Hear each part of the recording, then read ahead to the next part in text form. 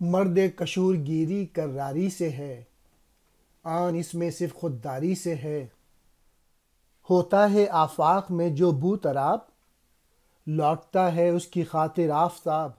تن پر اپنے جو بھی قابو پا گیا، وہ نگین خاتم دولت بنا۔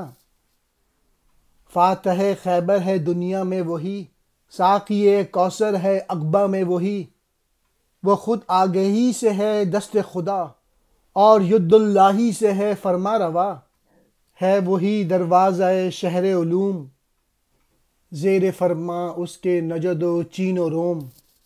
علامہ اقبال کہہ رہے ہیں حضرت علی کے متعلق کہ جو شخصیت اپنی ذات اور اپنے وقار کا خود تحفظ کرتی ہے، کسی باطل قوت کے آگے نہیں جھکتی اور ہمت سے کام لیتی ہے، وہی کرار کہلا سکتی ہے، اور حضرت علی میں یہ تمام خوبیاں موجود تھیں۔ دوسرے شعر میں حضور اکرم اور حضرت علی رضی اللہ تعالی عنہ کے حوالے سے مشہور معوضے کی طرف اشارہ ہے کہ جو کوئی بھی اس کائنات میں بوتراب بنتا ہے، اس کو یہ قوت میسر آتی ہے کہ وہ سورج کو مغرب سے لوٹا لاتا ہے۔ تیسرے شعر میں اقبال کہہ رہے ہیں کہ جو کوئی بھی اپنے نفس امارہ پر قابو پا لیتا ہے اور مادیت پہ غلبہ حاصل کر لیتا ہے، وہی اس دنیا پر حکمرانی کرنے کے لائق ہو جاتا ہے۔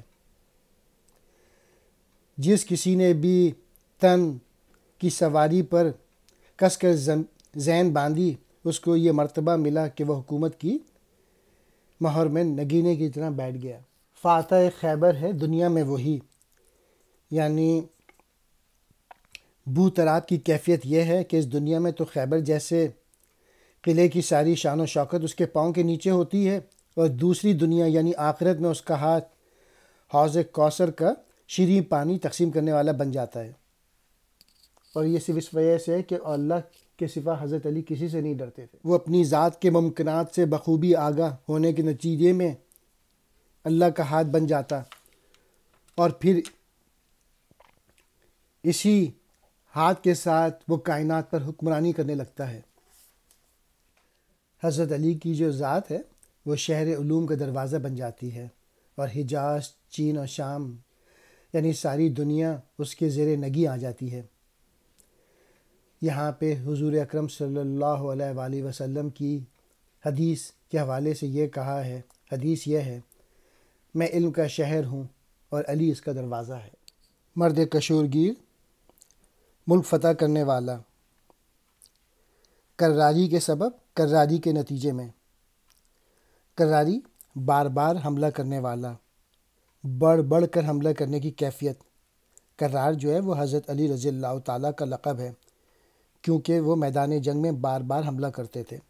خودداری، اپنی ذات، اپنے وجود اور اپنے وقار کا خود تحفظ کرنا۔ آفاق، افق کی جمع یعنی آسمان کے کنارے، مراد کائنات، بوتراب ہو جاتا ہے۔ نگیں یعنی نگینے کی طرح۔ شکوہ خیبر، خیبر کی شان و شوکت، خیبر کا دبدبہ۔ خیبر، قلعہ خیبر جو حضرت علی نے فتح کیا تھا۔ کوثر، جنت کی ایک نہر۔ قیامت کے روز حضور اکرم صلی اللہ علیہ وآلہ وسلم کے فرمان پر حضرت علی رضی اللہ تعالیٰ عنہ اس نہر کا میٹھا پانی نجات پانے والوں میں تقسیم کریں گے، اس لیے آپ کو ساقی کوثر بھی کہا جاتا ہے۔ خود آگہی، اپنی ذات و شخصیت کی شناخت کی، ید اللہ، خدا کا ہاتھ ہونے کی کیفیت۔ دروازہ شہر علوم، علوموں کے شہر کا دروازہ، علوم کہتے ہیں علم کی جمع۔ حجاز و چین و روم، یہ مشہور ممالک، یہاں مراد ہے تمام کائنات۔